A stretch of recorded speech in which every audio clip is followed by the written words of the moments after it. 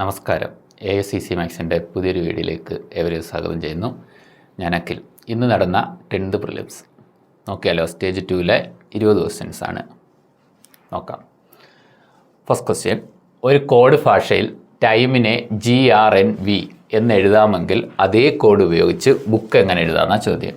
അപ്പോൾ ഒന്ന് ചിന്തിച്ച് നോക്ക്. ടൈം TIME ഇതിനെ നമുക്ക് GRNV ഇങ്ങനെ എഴുതാമെങ്കിൽ ബുക്കിനെ എങ്ങനെ എഴുതാമെന്നതാണ് ക്വസ്റ്റ്യൻ. ഓക്കെ അല്ലേ? അപ്പോൾ ഒന്ന് വെറുതെ ഒന്ന് ചിന്തിച്ച് നോക്ക്. നമുക്ക് ഇതിനെല്ലാം നമ്പരൊക്കെ കൊടുക്കാം. അപ്പോൾ T എന്ന് പറയുന്നത് യഥാർത്ഥത്തിൽ 20ാമത്തെ ലെറ്ററാണ്. നിങ്ങളൊരു കാര്യം ശ്രദ്ധിക്കണം, നമ്മളെപ്പോഴും കോഡിങ് ചെയ്യാൻ നേരത്ത് ഇതേ പോണക്ക് എഴുതിയിടുന്നത് നന്നായിരിക്കും. ABCDEFGHIJKLM M എന്ന് പറഞ്ഞാൽ മൊത്തം 26 അക്ഷരത്തിൽ 13ാമത്തെ ലെറ്റർ. 26ൻ്റെ പകുതി 13ാമത്തെ ലെറ്റർ M. എന്നിട്ട് അവിടുന്ന് NOPQ ഇങ്ങനെ എഴുതി വരണം, തിരിച്ച് ഇങ്ങോട്ട് എഴുതി വരണം. ഓക്കെ, അങ്ങനെ Z വരെ. എന്നിട്ട് അതിൻ്റെ മുകളിൽ നമ്പരും കൊടുത്തേക്കാം. നിങ്ങൾ വെറുതെ ഒന്ന് ചിന്തിച്ച് നോക്കുക. ഇവിടുത്തെ പ്രധാനപ്പെട്ട പോയിന്റ് അങ്ങനെ തന്നെ എഴുതിയിടുക. നമുക്ക് ഒരുപാട് ഗുണങ്ങളുണ്ട്. ഇനി നിങ്ങൾ നോക്കുക, T എന്ന് പറഞ്ഞാൽ യഥാർത്ഥത്തിൽ 20ാമത്തെ ലെറ്ററാണ്. T 20ാമത്തെ ലെറ്റർ, G 7ാമത്തെ ലെറ്ററാണ്. നമുക്ക് ആ TA GA ഒന്ന് ചുമ്മാ നോക്കാം. T താണ്ട നിൽക്കുന്നുണ്ട് T. ഇത് G ആണ്. TG കണ്ടോ? ഇത് മേളിലും താഴെയും കിടക്കുക. ശരിയല്ലേ? നമ്മുടെ കോഡിങ്ങിനകത്ത് മേളിലും താഴെയും കിടക്കുന്നത് തന്നെ കോഡിങ്ങിനകത്ത് മേളിലും താഴെയും കിടക്കുന്നത് തന്നെ ഉപയോഗിച്ചേക്കുന്നത്. IR മേളിലും താഴെയും കിടക്കുമെന്ന് നോക്കിക്കോ. ഇങ്ങനെ എഴുതാൻ നേരത്ത് IR ആണ്. കണ്ടോ? ക്ലിയർ അല്ലേ? അതായത് A മുതൽ Z വരെ നിങ്ങൾ ഇതേ പോണൊക്കെ എഴുതിയിടുക. അപ്പോൾ ചിലപ്പോൾ അവർ താണ്ട് Fന് കോഡ് U ആയിരിക്കും കൊടുക്കുന്നത്, Eക്ക് കോഡ് V ആയിരിക്കും, Wന് കോഡ് D ആയിരിക്കും. മേളിലും താഴെയും കിടക്കുന്നത് ആ സംഭവം. മനസ്സിലായോ? അപ്പോൾ അങ്ങനെയാണെങ്കിൽ എല്ലാം ഒന്ന് ചെക്ക് ചെയ്തേക്കാം. IR മേളിലും താഴെയാണെന്ന് മനസ്സിലായി. MN മേളിലും താഴെയാണോ നോക്ക്. MN മേളിലും താഴെയാണോ നോക്കാം. MN മേളിലും താഴെയാ. ഇനി അടുത്ത Eയും Vയും മേളിലും താഴെയാണോ നോക്കാം. Eയും Vയും മേളിലും താഴെയാ. അങ്ങനെയാണെങ്കിൽ നമുക്ക് ബുക്കിൻ്റെ കോഡ് സിമ്പിളായിട്ട് പറ്റത്തില്ലേ? ബുക്കിന് താഴെ ആരാ നിൽക്കുന്നത് നോക്ക്. ബുക്കിന് താഴെ. അപ്പോൾ ബുക്കിന് ഇത് എവിടെ പോകുന്നത്? അപ്പോൾ ബുക്കിന് താഴെ Bക്ക് താഴെ Y ആ നിൽക്കുന്നത്. ശരിയല്ലേ? അപ്പോൾ Bക്ക് താഴെ Y. ഇനി Oയ്ക്ക് താഴെ ആരാ നിൽക്കുന്നത് നോക്കണം. Oയ്ക്ക് താഴെ അല്ല മേളിലാണ് നിൽക്കുന്നത് L. ഓക്കെ, അപ്പോൾ 2 വട്ടം L. പിന്നെ Kക്ക് താഴെ അപ്പം YLL എന്ന് കിട്ടിയിട്ടുണ്ട്. Kക്ക് താഴെ ആരാ നിൽക്കുന്നതെന്ന് നോക്കണം. അപ്പോൾ അതിന് വേണ്ടിയിട്ട് K നോക്കി പോകണം. K എന്ന് പറയുന്നത് P ആണ്. P. അപ്പോൾ നമുക്ക് P എടുക്കാം. അപ്പോൾ YLLP അങ്ങനെ സാധനം ഉണ്ടോ നോക്കണം. ഉണ്ട്. YLLP option B. ഓക്കെ, ഇത് വേറൊരു കാര്യം ഞാൻ പറഞ്ഞു തരട്ടെ.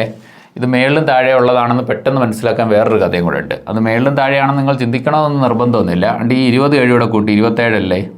ഈ I എന്ന് പറഞ്ഞാൽ 9 ആണ്, 6 18. 18 9 കൂടെ കൂട്ടി 27 അല്ലേ? M 13 ആണ്, N 14 ആണ്. 13 14 കൂടെ കൂട്ടി 27 അല്ലേ? ഈ 5 ആണ്, V 22 ആണ്. ഈ 5 V 22 മീൻസ് ഈ 5ാമത്തെ ലെറ്ററാണ്. V 1 2 3 Aക്ക് 1 Bക്ക് 2 Cക്ക് 3 ഒപ്പം ഈ V എന്ന് പറയുന്ന ലെറ്റർ 22ാമതാണ്. അപ്പോൾ 22 5 27. കണ്ടു? ഇതെല്ലാം കൂട്ടപ്പോൾ 27 തന്നെ കിട്ടും.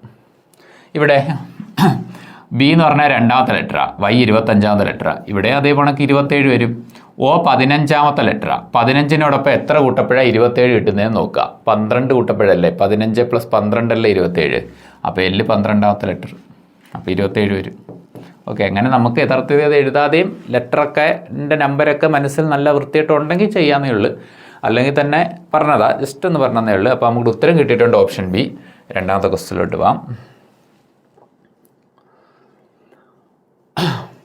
12 + 6 ÷ 2 × 3 - 4 ലഘൂകരിക്കുമ്പോൾ കിട്ടുന്ന ഉത്തരം താഴെ കൊടുത്തിരിക്കുന്നവയിൽ ഏതാണ്? ഇതാണ് ക്വസ്റ്റ്യൻ. നമുക്കറിയാം ബോട്ട്മാസ് റൂൾ അനുസരിച്ചാണ് നമ്മൾ ചെയ്യേണ്ടത്. ആദ്യം ബ്രാക്കറ്റ് ഉണ്ടോ നോക്കണം. ബ്രാക്കറ്റ് ഇല്ല. ഓഫ് ഉണ്ടോ നോക്കണം. അതുമില്ല. പിന്നെ നമ്മൾ ഫസ്റ്റ് ചെയ്യേണ്ടത് ഡിവിഷനാണ്. അപ്പോൾ നമുക്ക് ഈ ഡിവിഷൻ ആദ്യം അങ്ങ് ചെയ്യണം. ഇതൊന്ന് എഴുതിക്കോട്ടെ. 12 + 6 ÷ 2 × 3 - 4. ഇതാണ് ക്വസ്റ്റ്യൻ. അപ്പോൾ ആദ്യം നമ്മൾ ഈ ഡിവിഷൻ ചെയ്യണം. ഈ 12 അവിടെ ഇരുന്നോട്ടെ.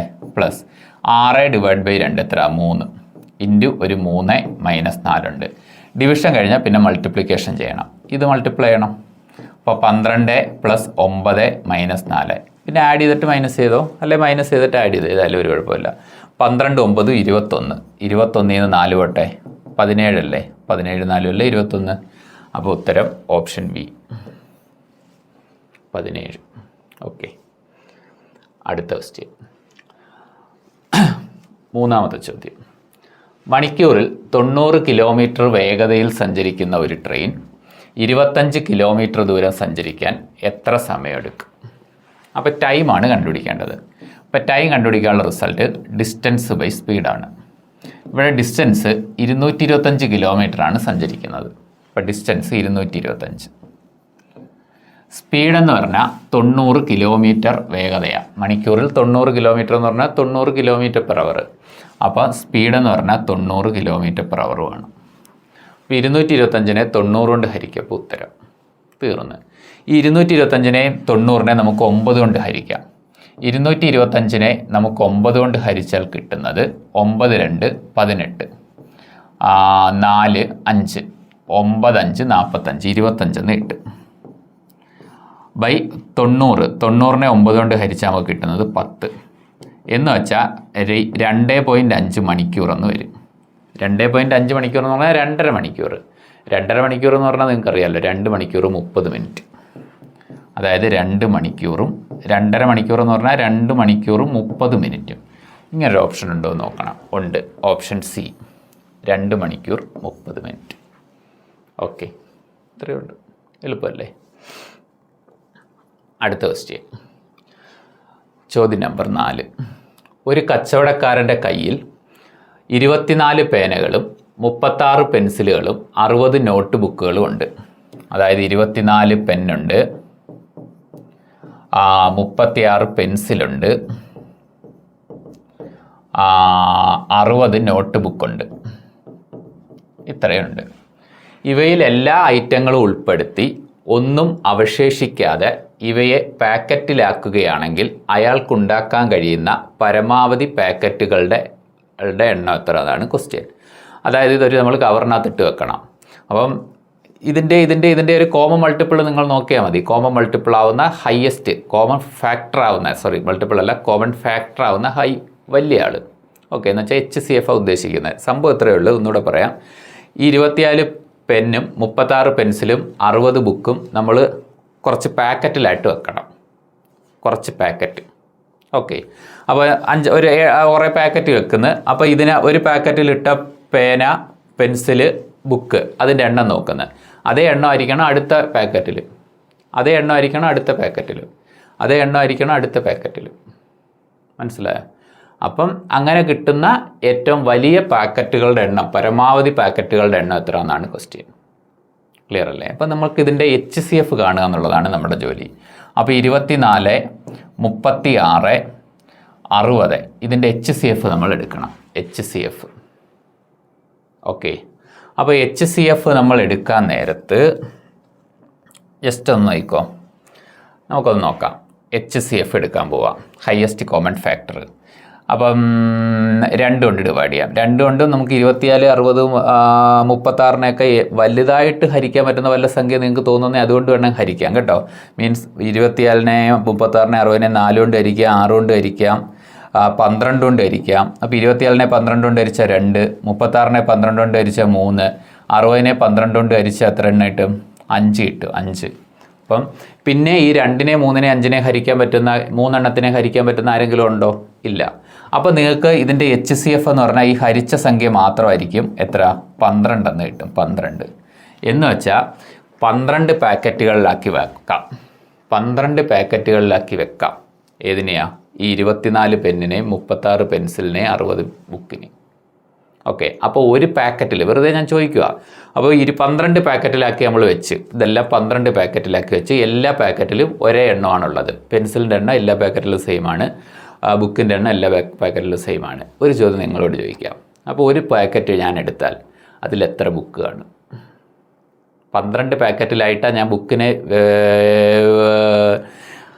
ഡിവൈഡ് ചെയ്ത് വെച്ചേക്കുന്നത്. എല്ലാ പാക്കറ്റിലും ബുക്കിൻ്റെ എണ്ണം സെയിം ആണ്. അങ്ങനെയാണെങ്കിൽ 60 ബുക്കുണ്ട്, 12 പാക്കറ്റിലാക്കി. അപ്പോൾ ഒരു പാക്കറ്റ് എത്ര ബുക്ക് കാണും? ചുമ്മാ ചോദിച്ചതാ. 60/12 5 ബുക്ക് കാണും. 5 ബുക്ക്. മനസ്സിലായോ? ഈ എണ്ണം ചെറുതാവുന്നതനുസരിച്ച് പാക്കറ്റുകളുടെ എണ്ണം കൂടും. മനസ്സിലായില്ലേ? അതിനകത്ത് എണ്ണം, അതായത് ഈ എണ്ണം ചെറുതാവുന്നതനുസരിച്ച് പാക്കറ്റുകളുടെ എണ്ണം കൂടും. അതുകൊണ്ട് ഇതിനെ ഹരിച്ച് കോമൺ ഫാക്ടർ കൊണ്ട് ഹരിച്ച് ചെറുതാക്കുക. അപ്പോൾ ബാക്കി കിടക്കുന്ന ആ ഹരിച്ച സംഖ്യകൾ എടുത്ത് മൾട്ടിപ്ലൈ ചെയ്യപ്പോഴാണ് നമുക്ക് കോമൺ ഫാക്ടർ കിട്ടുന്നത്, ഹയസ്റ്റ് കോമൺ ഫാക്ടർ കിട്ടുന്നത് 12. അപ്പോൾ ഉത്തരം 12. ഓക്കെ, കൂടുതൽ വലിച്ചു കിട്ടുന്നില്ല. അടുത്ത ക്വസ്റ്റ്യനിലോട്ട് പോവാം. താഴെ കൊടുത്തിരിക്കുന്ന സംഖ്യകളുടെ ഒറ്റയാൻ ഏതാണ്?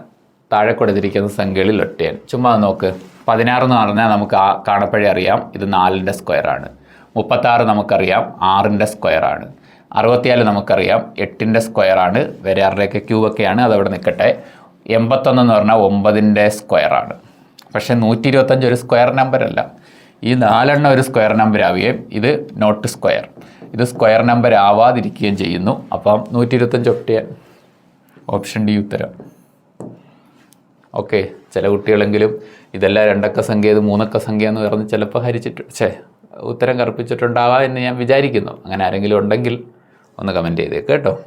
ഓക്കെ, ഇനി അടുത്തത് 6ാമത്തെ ചോദ്യം. 3/5 + 9/10. എളുപ്പമുള്ളൊരു ഫ്രാക്ഷൻ ആഡ് ചെയ്യാൻ. 3/5 + 9/10. നിങ്ങൾ നോക്ക്, ഇതിൻ്റെ 2ൻ്റെ ഛേദം നമുക്ക് പെട്ടെന്ന് സെയിം ആക്കാൻ പറ്റും. അപ്പോൾ അതിന് വേണ്ടിയിട്ട് ഇതിൻ്റെ മുകളിലും താഴെ ഞാൻ ജസ്റ്റ് ഒരു 2 കൊണ്ട് ഗുണിക്കുക ഇവിടെ. ഓക്കെ, അപ്പോൾ നിങ്ങൾ നോക്കുക, 2 × 3 6 ഇവിടെ വരും, 2 × 5 10 ഇവിടെ വരും, പ്ലസ് അപ്പുറത്തോ 9/10. ഛേദം സെയിം ആയി കഴിഞ്ഞാൽ ഒറ്റ ഛേദം എഴുതാം. എന്നിട്ട് നമുക്ക് 6 + 9 അങ്ങ് ചെയ്യാം. 6 + 9 എത്ര? 15. 15നെയും 10നെയും നമുക്ക് 5 വെച്ച് കട്ട് ചെയ്യാം. അപ്പോൾ 3 × 5 10, 3 × 5 15, 2 × 5 10, 3/2 എന്ന് കിട്ടും. അങ്ങനെ ഒരു ഓപ്ഷൻ ഉണ്ടല്ലോ, ഓപ്ഷൻ ഡി. ഓക്കെ, ശരി. വലിയ ക്വസ്റ്റ്യനാണ്, ബോർഡ് നിറഞ്ഞിരിക്കുന്നു.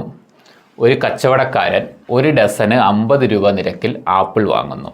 അയാളത് ഒരെണ്ണത്തിന് 5 രൂപ നിരക്കിൽ വിൽക്കുകയും ചെയ്യുന്നു. എങ്കിൽ താഴെ പറയുന്നവയിൽ ശരിയായ പ്രസ്താവന ഏതാണ്? ഒരു പ്രസ്താവന ഒന്ന് വായിച്ചാലോ. ഓരോ ആപ്പിളിനും അയാൾക്ക് 0.83 രൂപ ലാഭം കിട്ടുന്നു. എന്നുവെച്ചാൽ ഒരാപ്പിളിന് അയാൾക്ക് കിട്ടുന്ന ലാഭമാണോ നഷ്ടമാണോ അത് എത്ര രൂപയാണെന്നാണ് ക്വസ്റ്റ്യൻ.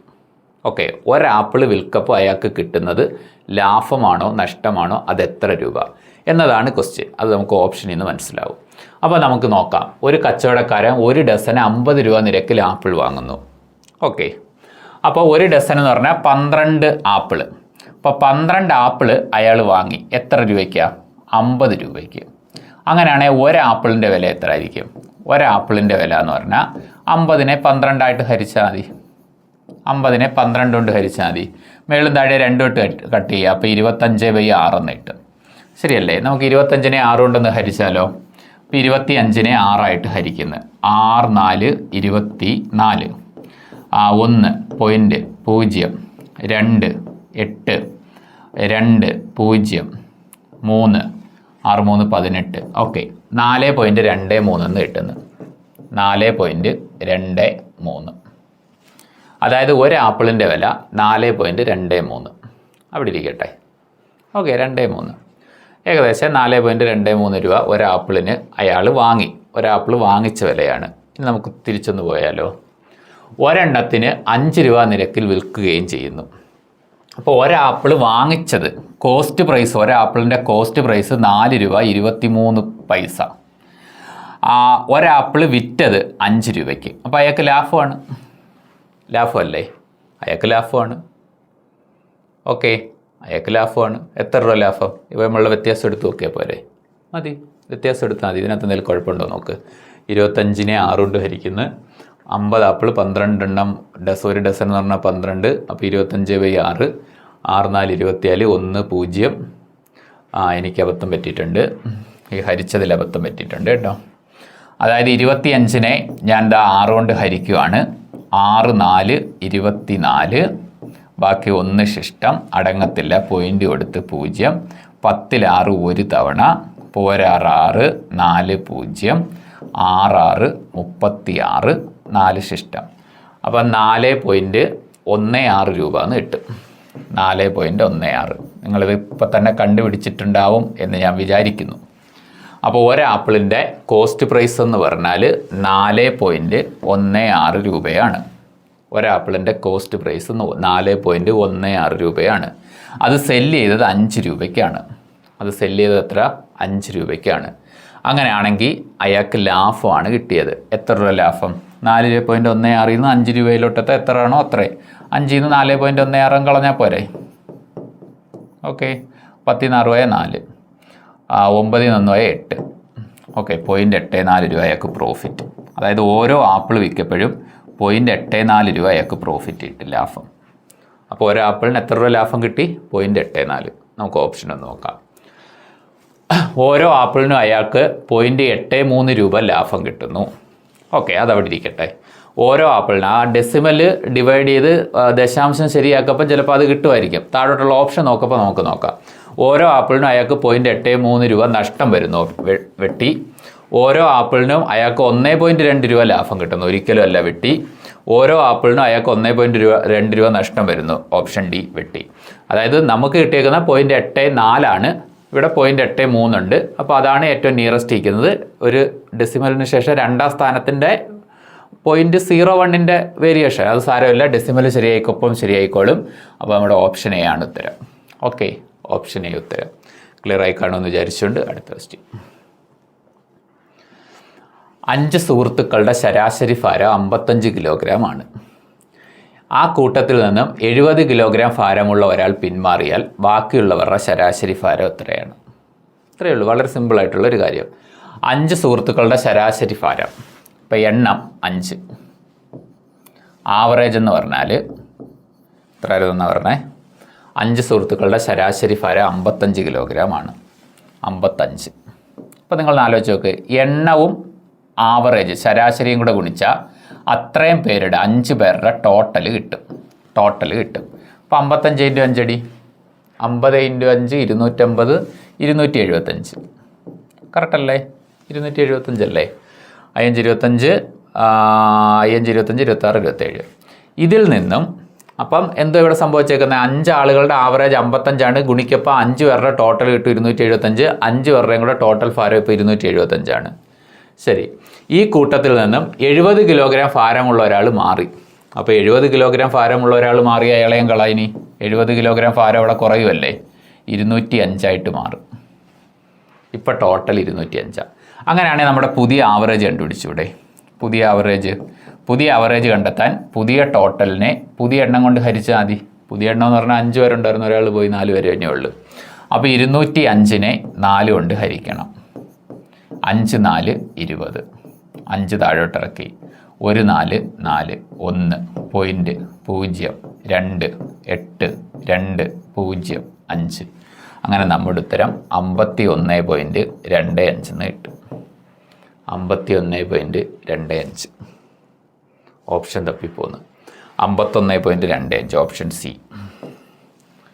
ഓക്കെ, പിന്മാറിയാൽ ബാക്കിയുള്ളവരുടെ ശരാശരി ഭാരം എത്രയാണെന്ന ചോദ്യം. ഉത്തരം കിട്ടിയിട്ടുണ്ട് 51.25. അങ്ങനെയാണെങ്കിൽ നമ്മുടെ 9ാമത്തെ ചോദ്യം. ഒരു പെട്ടിയുടെ 3/5 ഭാഗം ആപ്പിളുകളും ബാക്കി ഓറഞ്ചുകളുമാണ്. ആകെ 40 ഓറഞ്ചുകളാണ് ആ പെട്ടിയിലുള്ളതെങ്കിൽ ആപ്പിളുകളുടെ എണ്ണം എത്ര? സിമ്പിൾ സാധനമല്ലേ. 5ൽ 3 ഭാഗം ആപ്പിളുകളാണ്. നിങ്ങൾ ആലോചിച്ച് നോക്കുക, ഈ 3/5 നമുക്ക് വേണമെങ്കിൽ പെർസെൻറ്റേജ് ആക്കാം കേട്ടോ. ഫ്രാക്ഷനെ പെർസെൻറ്റേജ് ആക്കാൻ 100 കൊണ്ട് ഗുണിച്ചാൽ മതി. ജസ്റ്റ് 100 കൊണ്ട് ഗുണിച്ചാൽ മതി. 5 100 കൂടെ കട്ട് ചെയ്ത് പോയി 20. 20 × 3 60. എന്ന് വെച്ചാൽ 5/3, 3/5 എന്ന് പറഞ്ഞാൽ യഥാർത്ഥത്തിൽ 60%. 60%. ഒരു പെട്ടിയുടെ 60% ഭാഗം ആപ്പിളുകളും ബാക്കി ഓറഞ്ചാണ്. അപ്പോൾ 60% ആപ്പിൾ ആണെങ്കിൽ 40% ഓറഞ്ചാണ്. 40% ഓറഞ്ചാണ്. അപ്പോൾ ഓറഞ്ച് എന്ന് പറയുന്നത് 40%. ഇത്രയും ക്ലിയർ അല്ലേ? ആകെ 40 ഓറഞ്ചാണ് ഉള്ളത്. അപ്പം 40% ഓറഞ്ച്, അത് 40 പറയുന്നുണ്ട്. 40% 40. അപ്പോൾ 10% എത്ര? 10 അല്ലേ? 40% 40 ആണെങ്കിൽ 10% 10. 5% 5, 20% 20. ഓക്കെ, അപ്പം 40% ഓറഞ്ച് ആണ് ഉള്ളത്. എങ്ങനെ മനസ്സിലായി? ഒന്നുകൂടെ പറയാം. 3/5 ഭാഗം ആപ്പിളാണ് ഉള്ളത്. അതിനെ നമുക്ക് പെർസെൻറ്റേജ് ആക്കാം. 3/5നെ 100 കൊണ്ട് ഗുണിച്ച് ജസ്റ്റ് ഇത് കട്ട് ചെയ്ത് 20 കിട്ടി. 3 × 20 60. മീൻസ് 60% ഭാഗം ആപ്പിളാണ്. ഓക്കെ, ബാക്കി ഓറഞ്ചാന്ന് പറയുന്നുണ്ട്. അപ്പോൾ 60% ആപ്പിൾ ആണെങ്കിൽ ബാക്കി 40% ഓറഞ്ചാണ്. അപ്പം ഓറഞ്ച് 40%. അത് 40 ചോദ്യത്തിൽ തന്നിട്ടുമുണ്ട്. ആകെ 40 ഓറഞ്ചാണ് ഉള്ളതെന്ന് ചോദ്യത്തിൽ തന്നിട്ടുണ്ട്. അപ്പം 40% 40. അങ്ങനെയാണെങ്കിൽ ബാക്കി വായിക്കുക. ആ പെട്ടിയിൽ ഉള്ളതെങ്കിൽ ആപ്പിളുകളുടെ എണ്ണം എത്ര?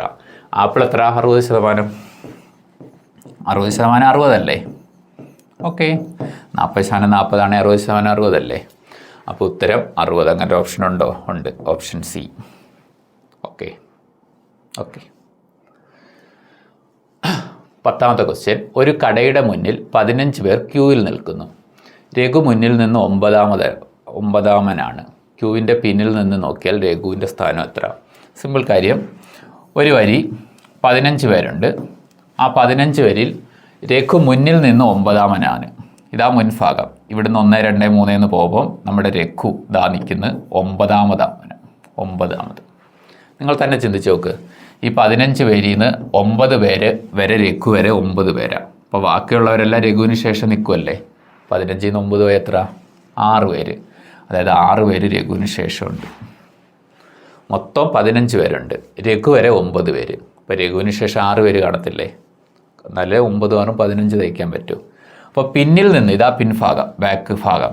അപ്പോൾ ബാക്ക് ഭാഗത്തിൽ നിന്ന് ഇനി രഘുവിനെ എണ്ണണമെങ്കിൽ നിങ്ങൾ ആലോചിച്ച് നോക്ക്. ഈ 6 പേരെയും കഴിഞ്ഞിട്ടല്ലേ രഘുവിനെ എണ്ണാൻ പറ്റൂ. അപ്പോൾ ബാക്കിൽ നിന്ന് രഘുവിനെ എണ്ണാൻ നേരത്ത് ഈ 6 പേരെയും കഴിഞ്ഞിട്ട് രഘുവിനെ എത്രാമത് എണ്ണാൻ പറ്റും? 7ാമത് എണ്ണാൻ പറ്റും. അപ്പോൾ ഉത്തരം ഓപ്ഷൻ ബി 7. ക്ലിയർ അല്ലേ? അത്രയേ ഉള്ളൂ എൻ്റെ കഥ. അടുത്ത ക്വസ്റ്റ്യൻ. താഴെ കൊടുത്തിരിക്കുന്ന സമവാക്യം ശരിയാക്കുവാൻ ക്വസ്റ്റ്യൻ മാർക്ക് ഏത് രീതിയിൽ ക്രമീകരിക്കേണ്ടി വരും? ഇതാണ് ചോദ്യം. അപ്പോൾ 30 ക്വസ്റ്റ്യൻ മാർക്ക് 5 ക്വസ്റ്റ്യൻ മാർക്ക് 3. ഇത് കാൽക്കുലേറ്റ് ചെയ്യുമ്പോൾ 18 കിട്ടണം. ഓക്കെ. നിങ്ങൾ ആലോചിച്ച് നോക്കും. 30നെ നമുക്ക് 5 കൊണ്ട് ഹരിക്കാൻ പറ്റും. അപ്പോൾ ഡിവിഷൻ നോക്ക്. 30നെ നമുക്ക് 5 കൊണ്ട് ഹരിക്കാൻ പറ്റും. അപ്പോൾ ആദ്യ ഭാഗത്ത് ഡിവിഷൻ ഉള്ളത് നിങ്ങൾ ആദ്യം ചെക്ക് ചെയ്യുന്നത് നന്നായിരിക്കും കേട്ടോ. അപ്പോൾ 30നെ 5 കൊണ്ട് ഹരിക്കാൻ പറ്റും. ജസ്റ്റ് ഞാൻ പറഞ്ഞതാ ഒരു കഥ. അപ്പോൾ അതുകൊണ്ട് ഇവിടെ നിങ്ങൾ നോക്കി. ഇതിനകത്ത് ഡിവിഷൻ ഉണ്ട് ആദ്യ ഭാഗത്ത്. അപ്പോൾ ക്വസ്റ്റ്യൻ നമ്പറാണ്. ഈ ഭാഗവും ക്വസ്റ്റ്യൻ നമ്പറുണ്ട്, ഈ ഭാഗവും ക്വസ്റ്റ്യൻ നമ്പറുണ്ട്, ഇവിടെ. അപ്പോൾ ആദ്യം ഞാൻ ഓപ്ഷൻ എ ചെക്ക് ചെയ്യുകയാണ്. ഡിവിഷൻ ആദ്യം ഉണ്ടായതുകൊണ്ടാണ് കേട്ടോ. അതായത് 30നെ 5 കൊണ്ട് ഡിവൈഡ് ചെയ്യാൻ. ഈ ഹരിക്കാൻ പറ്റുന്ന കാൽക്കുലേഷനെ നിങ്ങൾ ആദ്യം ചിന്തിക്കാവും ഇങ്ങനെയുള്ള എല്ലാ ക്വസ്റ്റിനകത്ത്. അപ്പോൾ 30/5. പിന്നെ എന്തുവാ കിടക്കുന്നത്? പ്ലസ്. ഈ 30/5 എത്ര? 6. 6 പ്ലസ് എത്ര? 9 വരത്തുള്ളൂ. 18 കിട്ടുമോ? ഇല്ല. 6 + 9 ഇത് 18. അപ്പോൾ ഇതല്ല, മീൻസ് ഓപ്ഷൻ എ അല്ല. പിന്നെ ആദ്യം ഡിവിഷനുള്ള ഇതും കൂടെ ഉണ്ട്, നമുക്ക് അതുകൂടെ ചെക്ക് ചെയ്യാം. അപ്പോൾ 30, 5, 3, 18. അപ്പോൾ ആദ്യം നമുക്ക് ഈ ഡിവിഷൻ എടുത്ത് ഇവിടെ ഇട്ട് കൊടുക്കാം. പിന്നെ എന്തുവാ? മൾട്ടിപ്ലിക്കേഷൻ. അപ്പോൾ ആദ്യം ഇത് ഡിവൈഡ് ചെയ്യാം. 30/5 6. പിന്നെ ഇൻറ്റു 3 ഉണ്ട്. അപ്പുറത്ത് 18 കിട്ടത്തില്ലേ? 6 × 3 18 കിട്ടുമല്ലോ. അപ്പോൾ ഓപ്ഷൻ ഡി ആണ് ഉത്തരം. Option D. ചോദ്യം 3.6 divided by 0.12 that is equal to X ആയാൽ എക്സിൻ്റെ വില എന്ത് എന്ന് വെച്ചാൽ ഈ കാൽക്കുലേഷൻ ചെയ്യുമ്പോൾ എക്സ് കിട്ടും. അപ്പോൾ ആദ്യം ഡെസിമൽ കളയണം. ഡെസിമൽ എങ്ങനെ കളയണേ? നിങ്ങൾ ഡെസിമൽ കളയാൻ ഈസിയാണ്. താഴെ 2 സ്ഥാനമുണ്ട്, മേളിൽ 1 സ്ഥാനമുണ്ട്. കൂടുതൽ എത്ര? 2 സ്ഥാനം. അപ്പോൾ 2 പൂജ്യമുള്ള 100 എടുത്ത് മേളിലും താഴെ അങ്ങ് മൾട്ടിപ്ലൈ ചെയ്യണം. ഓക്കെ. ഈ 1 പൂജ്യം ഈ ഡെസിമൽ ഇപ്പുറത്താക്കി 36 ആക്കും. ഇൻറ്റു 1 പൂജ്യം ഈ ഡെസിമൽ കളയാൻ പോയി, ഇൻറ്റു ഒരു 10 ഉണ്ട്. ബൈ ഇതിനകത്ത് 2 പൂജ്യം ഡെസിമൽ അങ്ങ് അപ്പുറത്ത് കൊണ്ടുപോകും, 12 ആക്കും. ഓക്കെ. അപ്പോൾ ഈ 2 പൂജ്യം ഈ 2 സ്ഥാനം അങ്ങ് അപ്പുറത്ത് കൊണ്ടുപോയി 12 ആവും. ഈ 12നെ എത്ര കൊണ്ട് ഗുണിച്ചാൽ 36 കിട്ടും. 12 3 36 അല്ലേ? ആണ്. അപ്പോൾ 3 × 10 30 തരും. 30 ഓപ്ഷൻ എ. ഓക്കെ. 13ാമത്തെ ക്വസ്റ്റ്യൻ. താഴെ കൊടുത്തിരിക്കുന്ന സംഖ്യകളെ ആരോഹണക്രമത്തിൽ ക്രമീകരിച്ചാൽ ലഭിക്കുന്ന ഉത്തരം. ആരോഹണക്രമം ഇത് കേട്ടോ. അപ്പോൾ ആരോഹണക്രമത്തിൽ എഴുതാൻ നിങ്ങൾ മേളിലല്ല ഒരു 2 പൂജ്യം വെച്ച് കൊടുക്കണം. 2 പൂജ്യം കൊടുക്കണം കേട്ടോ. ആരോഹണക്രമത്തിലോ അവരോഹണക്രമത്തിലോ ഒക്കെ ചോദിക്കുകയാണെങ്കിൽ നിങ്ങൾ ജസ്റ്റ് ഒരു 2 പൂജ്യം കൊടുക്കണം. എന്നിട്ട് 200നെ 3 കൊണ്ട് ഹരിച്ച് മേളിലോട്ട് അങ്ങ് എഴുതണം. ഒന്നീ ഇവിടെ ഇട്ട് ഹരിക്കാൻ കഴിയുന്നവർ പെട്ടെന്ന് തന്നെ ഇവിടെ ഇട്ട് ഹരിക്കുക. ഇങ്ങനെ ഹരിക്കാൻ അറിയാത്തവർ സൈഡിൽ ഇട്ട് അങ്ങ് ഹരിച്ചാൽ മതി. ഒന്നും പേടിക്കാനില്ല കേട്ടോ. 6 3 18 2 0 6 3 18 6 3 18 2 66 വരും. ഇത് 66. ഇനി 300നെ 5 കൊണ്ട് ഹരിക്കണം. 30 എത്ര 5 ഉണ്ട് 6. ഈ 0 ചേർത്ത് 60. ഓക്കെ. 50നെ 8 കൊണ്ട് 500നെ 8 കൊണ്ട് ഹരിക്കണം. ഹരിക്കാൻ ഇവിടെ ഇട്ട് ഹരിക്കാൻ പറ്റുമെങ്കിൽ അതാ ബെറ്റർ. അത് പറ്റത്തില്ലെങ്കിൽ നിങ്ങൾ സൈഡിലോട്ട് ഹരിച്ചോ, ആരും ഒന്നും പറയത്തില്ല. 6 8 48 2 0 2 8 16 62. ഇനി നിങ്ങൾ നോക്കുക, ഈ കിട്ടിയ 66 60 62 ഇതിനെ ആരോഹണക്രമത്തിൽ എഴുത്. ആരോഹണക്രമം എന്ന് പറഞ്ഞാൽ എന്തുവാ? ആരോഹണക്രമം ചെറുതിൽ നിന്ന് വലുതിലേക്ക്. ഇതിൽ ഏറ്റവും ചെറുതാര് 60 3/5. ഓക്കെ, 3/5.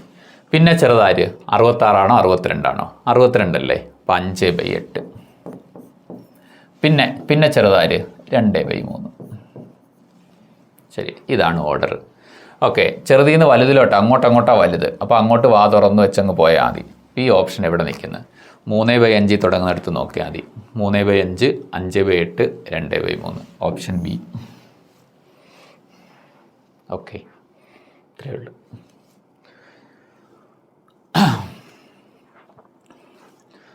പതിനാലാമത്തെ ക്വസ്റ്റ്യൻ. അനു തെക്കോട്ട് 6 മീറ്റർ നടന്നു, പിന്നീട് ഇടത്തോട്ട് തിരിഞ്ഞ് 8 മീറ്റർ നടന്നു, വീണ്ടും ഇടത്തോട്ട് തിരിഞ്ഞ് 6 മീറ്റർ നടന്നു, പിന്നീട് വലത്തോട്ട് തിരിഞ്ഞ് 10 മീറ്റർ നടന്നു. ഇപ്പോൾ അവൾ ആരംഭ സ്ഥലത്ത് നിന്ന് താരതമ്യം ചെയ്യുമ്പോൾ ഏത് ദിശയിലാണ്? ഓക്കെ, ചെയ്യാം. നിങ്ങൾ ആദ്യം ഈശ്വരനെ വിളിക്കണം. ESWN.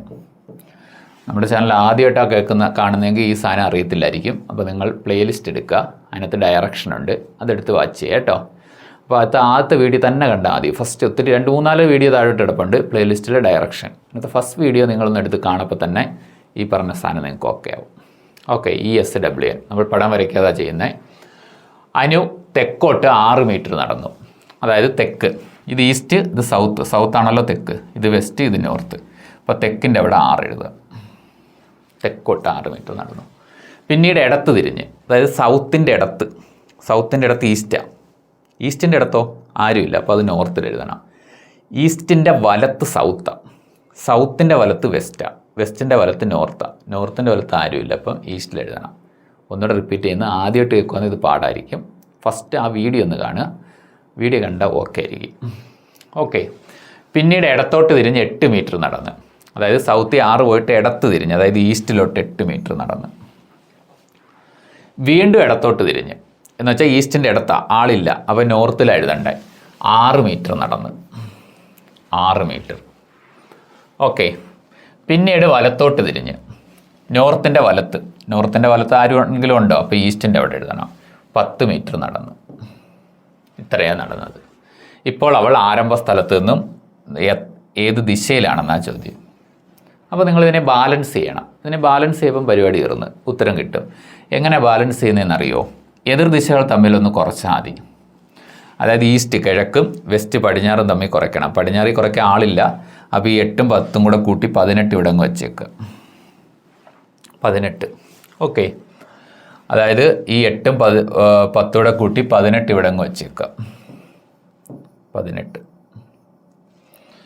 ക്ലിയർ ആണേ? ഇനി സൗത്തും നോർത്തും തമ്മിൽ കുറയ്ക്കുക. സൗത്ത് 6 നോർത്ത് 6 തമ്മിൽ കുറയ്ക്കുമ്പോൾ 0 എഴുതേണ്ട കാര്യമില്ല, കളഞ്ഞിട്ട്. ഓക്കെ, കുറച്ച് കിട്ടപ്പോൾ വല്ല സംഖ്യം കിട്ടുവാണെങ്കിൽ കൂടുതലുള്ളടുത്ത് എഴുതണം കേട്ടോ. ഇവിടെ വെസ്റ്റ് 0 ആയിരുന്നല്ലോ, വെസ്റ്റിലോട്ട് യാത്ര ചെയ്തിട്ടേ ഇല്ല, 0. അപ്പോൾ ഈസ്റ്റ് 18 ഉണ്ട് മൂല്യം, 8ഉം 10ഉം ചേർന്ന് 18 ഉണ്ട്, വെസ്റ്റ് 0 ഉണ്ട്, തമ്മിൽ കുറയ്ക്കപ്പം 18 തന്നെ കിട്ടും.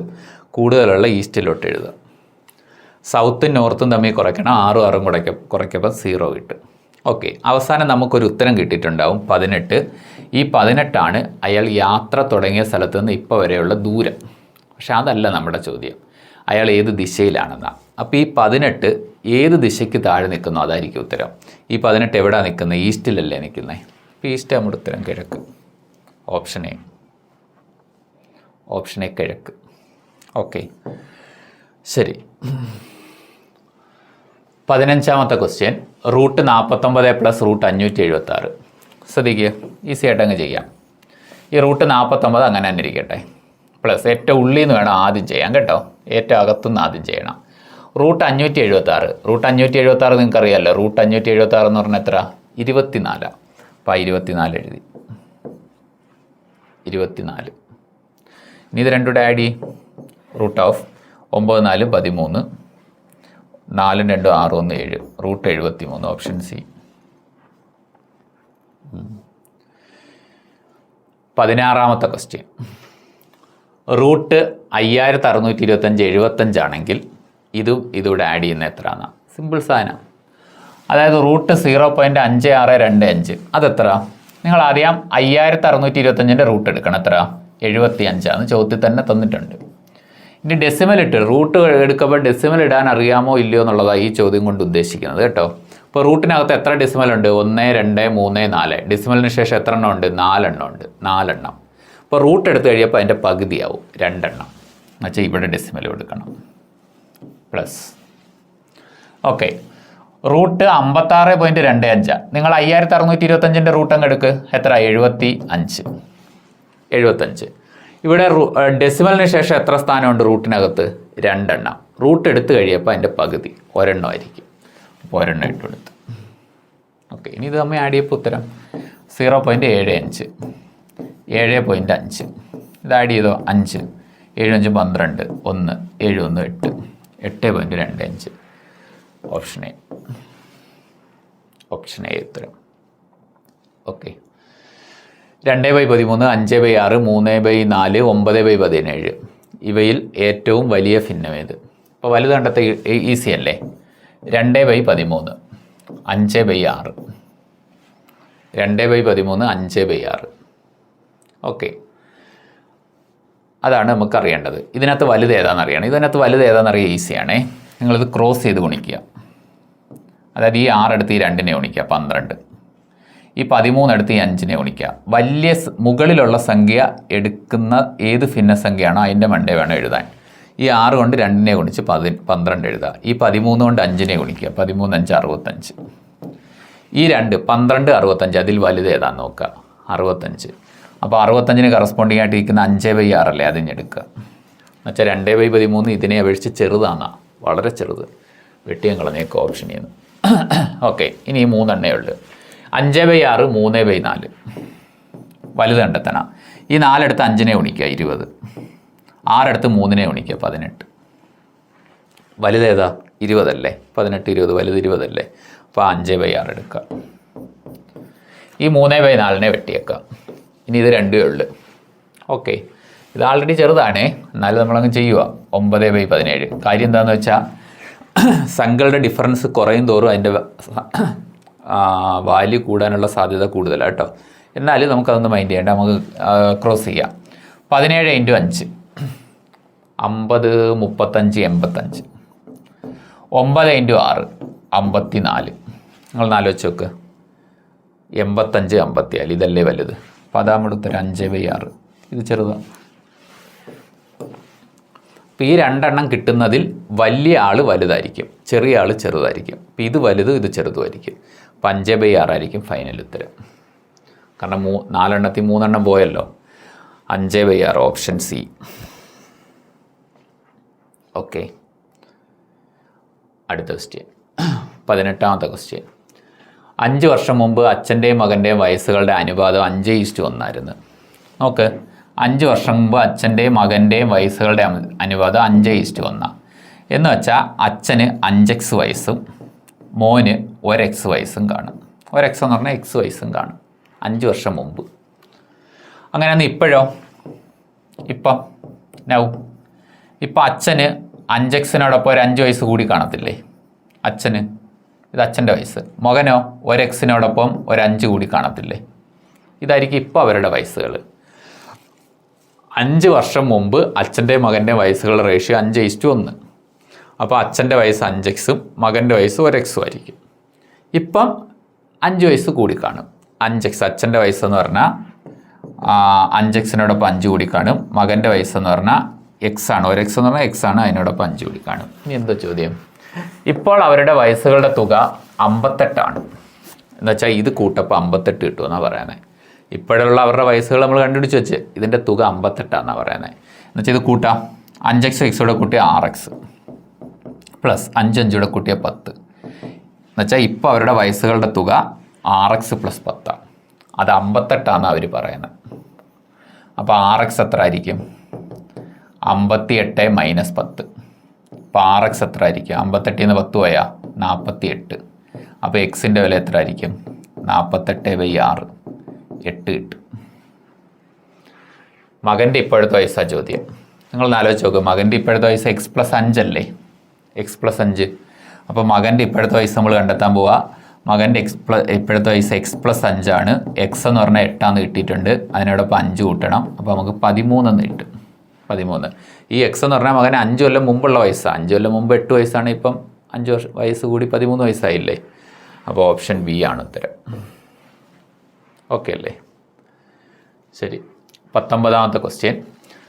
താഴെ തന്നിരിക്കുന്ന സംഖ്യാശ്രേണിയിലെ അടുത്ത സംഖ്യ ഇത്. നോക്കിയാലോ.